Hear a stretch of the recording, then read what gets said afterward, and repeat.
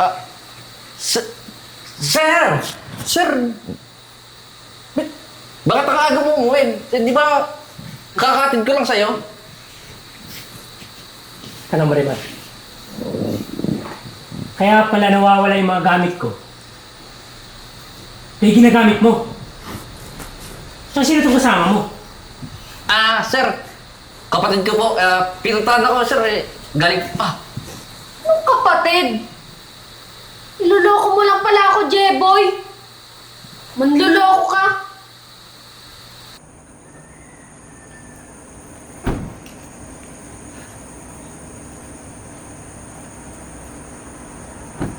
Ah, bakit? Grabe, laki pala ng bahay mo. Nalalakyan ka na dito? Eh, ito nga yung pinakamaliit kong bahay.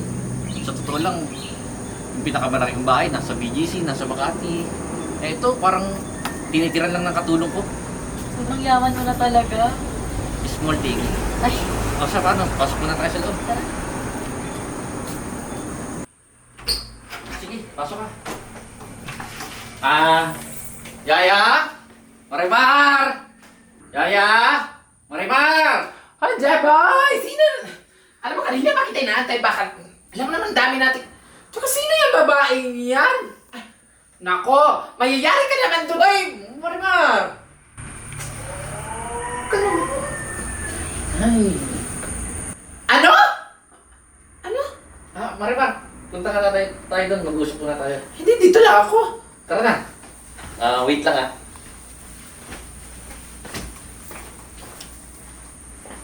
Tara ka, Marimar, dito. Ano ba? Bitawan mo nga ako, ano ba? Hoy, ikaw ha? Nagdadala ka ng mga babae dito. Marimar, huwag ka naman maingay. Hayaan mo na. Diskarte ko to. Diskarte! Hindi mapapayag ako. Ay, nako, hindi ako papayag kasi may pag dumating talaga si Sir. Nako! Marimar, bibigyan kita 5,000. Tumahimik ka lang. Ay, nako, 5,000? Oo. Akin na. Sasend ko na lang sa Gcash mo. Alam mo, pagdating sa mga pera, mga ganyan. Ay, nako, syempre maasahan mo ako dyan. Alam mo na ako. Magkakapera. Tsaka, sumabay ka na lang sa akin. Pag tinawag kita, dumating ka na lang. Ay, nako, ano ka ba naman, Jeffoy? Pagdating sa ganyan, alam ko na yung mga galawang ganyan. Tsaka, huwag ka mag-alala kasi sasakyan ko lahat ng mga trip mo. Pati kung gusto mo, sasakyan pa kita eh. Ikaw talaga eh. Hindi tayo talo. Basta paano, balik na ka doon Sige lang, huwag mo kalimutan ha, 5K ha. Oo, sige, send ko na lang sa'yo. Saan na ha? Okay. Malaking bagay na rin yun. Pang-date kami ni Lando.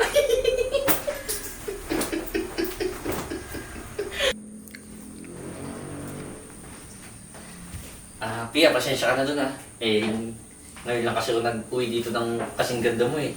Kaya siguro nagulat lang. Tsaka, may gusto ko bang kainin? Sir? Sir? Hi, madam! Ay, naku, sir. Pasensya na po sa inconvenience, sir, ha? Pero, sir, ano po bang gusto ninyo, sir? Naku, sir. Pagsisilbihan po kita, sir. Kahit ano pong kailangan niyo. Ano pong gusto kailangan ni madam? Ano pong gusto niyang kainin? Kahit ano po, sir. Basta kung gusto po yung kainin, yun po yung gustong kainin niya. O, di ba? Obviously, mabait tong katulong ko eh. Nabigla lang kanina. Nako, ikaw ha? Napakaswerte mo dito sa amo ka. Hindi lang sa mayaman na, may itsura pa. Oh, Marimar. Nga pala, nakaayos na ba yung kwarto ko doon? Siyempre naman, sir, nakaayos na kasi alam mo na, di ba? Pagdating mo, asikaso na lahat ng ano man gawain dito sa bahay. Kasi nga, di ba, bilang katulong mo, ugali kong pagsilbihan ka at bigyan ka ng magandang serbisyo. Yan ang tamang ginawa mo. Huwag ka maglala. Dadagdagan ko yung sahod mo. Ay, dalaga yung 5K. Ay, what I mean is yung sahod ko, sir. Ano ko, sir, ang bait mo talong ko. Gagawin ko 150K yung sahod mo. Saka ako nagpapadala sa pamilya mo. Huwag mo nang bawasan yung binibigay ko sa'yo. Sige, sir. May sinasabi ka? Ay, wala, sir. Ang sabi ko, ganda-ganda ng kasama mo. Hayop sa ganda. O, paano? Punta muna kami kwarto Papahinga lang kami. Sige, sir. Tara na.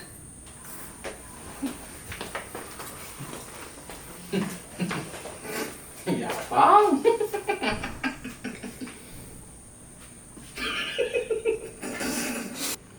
Ba't ba tayo nandito sa kwarto? Magtatago-taguan sana tayo eh. Sir? Sir? Sir? Sir? Huwag mo to si wait lang ha. Sige.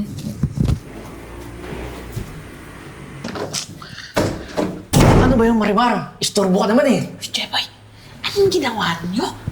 Pinapasok mo sa master's bedroom yan ay. Ano ka ba naman? Baka mangyayari kay sir.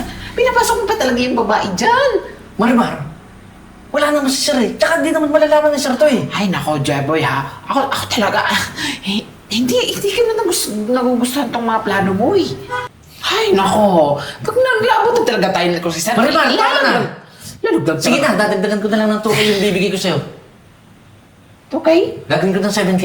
Ay, kama naman, Jeboy. Alam mo, galingan mo dun sa loob, ha? Gawin mo lahat na gusto mo. Ako na bahala dito sa labas. Basta sige na. Papasok na ulit ako doon ha. Ingat ka, ha? 7K.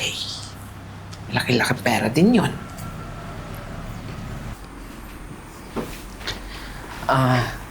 Sorry ha. Istorbo kasi si Marimar eh. Wala na doon pala kaming gas. Eh, binigyan ko muna ng 20K pambili niya. Tsaka nagpabili na rin ako ng pagkain natin. Sige. So, paano? Pwede na ba tayong magtago-taguan? Pero hindi talaga eh.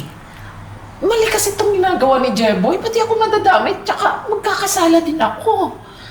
Ano ba yan? Mababawasan yung guhit ko sa langit. Jeboy? Ay, sir? Sir? Sir? Sir? Anak! Wait lang ha.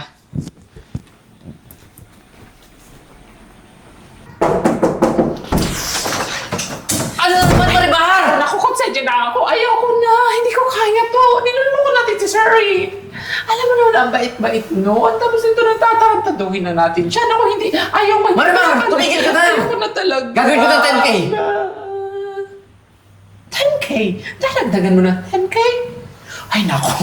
Pumasok ka nga sa loob. Pasok ka nun. Naku, kung bahala kayo, sir. Pasok. Isa pang beses na guluhin mo ko ha. Sige Sisirain na. ka buhay mo ha. Naku, pumasok ka na sa loob. 10K ha? Sure mo? Sige na. Ay, naku. 10K. 5, 10, 15, 20, 30, 40. Ha? Naku, paldo.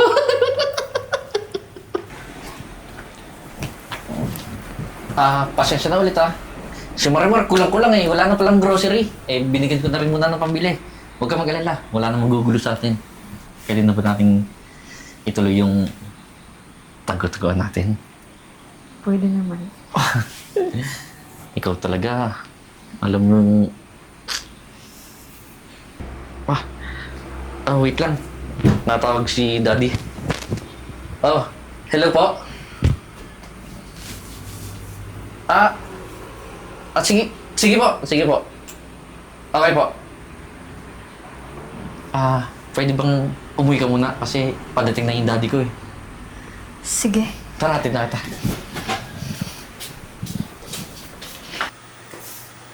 Marimar! Marimar! Sir? Pala. Napapansin ko, ang mga gamit ko nawawala eh. Ay, Yung damit ko. Tsaka yung pabango ko nawawala rin eh. ay. Wala, sir? Sir. Ayos na yung sasakyan. Alis na tayo. Sayang oras eh. Sir. Ano ba, sir? Alis pa ba tayo? Hanapin mo na yung mga gamit ko ah. Baka nandiyan lang sa tabi-tabi. Sir. Tara na, sir. Sabi ko sa'yo nagsusumbong ka pa.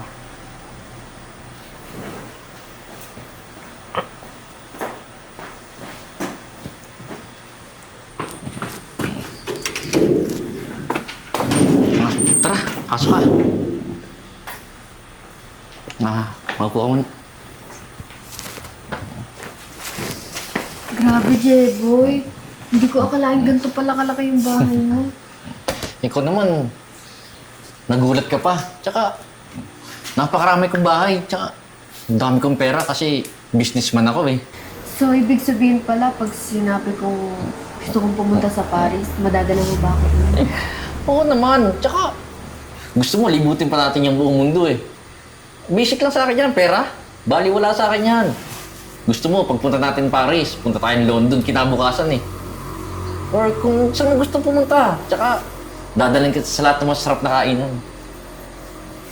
Sige, Jeboy sabi mo yan Siyempre naman, ikaw pa ba? So, Jeboy, hindi po ba tayo mag-usap? Dito na tayo mag-usap, Marimar. Ano na naman ba yun?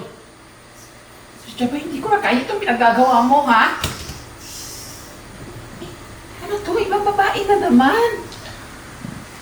Marimar, tumahimik ka na ah. Wala kang karapatan na diktahan ako. Dahil ako ang gusto mo. Ano sinasabi ng katulong mo? Eh, kasi po, Marimar! Hindi. Huwag kang makinig dyan. Siguro gutom lang yan, di pa kasi kumakain yan eh. Siguro may babae kang iba bukod sa akin. Wala, ikaw lang ang babae ko. Ikaw naman. O siya, paano? Tara, sa taas muna tayo. Sige. ay nako, tigilan natin to, Jeboy. Ayoko na. Naku, konsensya na ako kay sir. Ang bait-bait ng amo ko, tapos tatarantaduhin lang natin, pati ako nadadamay. Kailangan malaman to ni sir. Hindi bali nang mapagalitan niya ako, basta malaman lang niya kung ano yung totoo. Hello, baby? Hello, sir? Sir, pwede po ba umuwi muna kayo dito sa bahay? May kailangan po kayong malaman.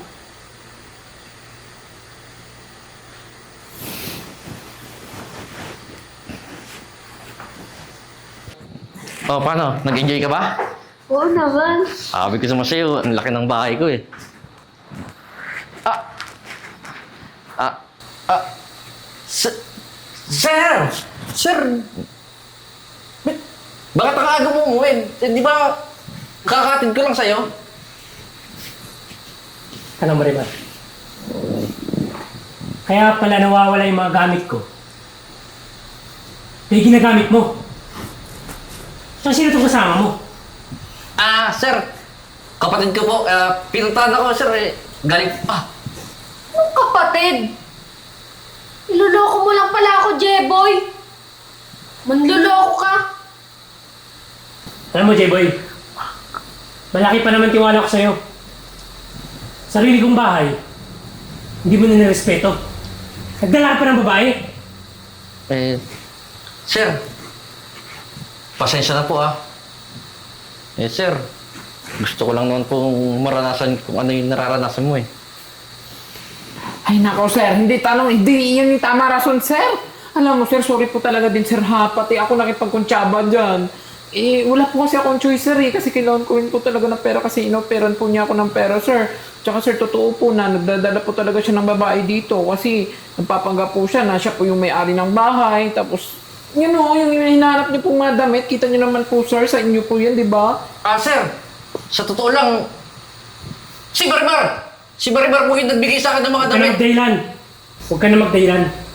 Sinabi na sa akin ni Maribar.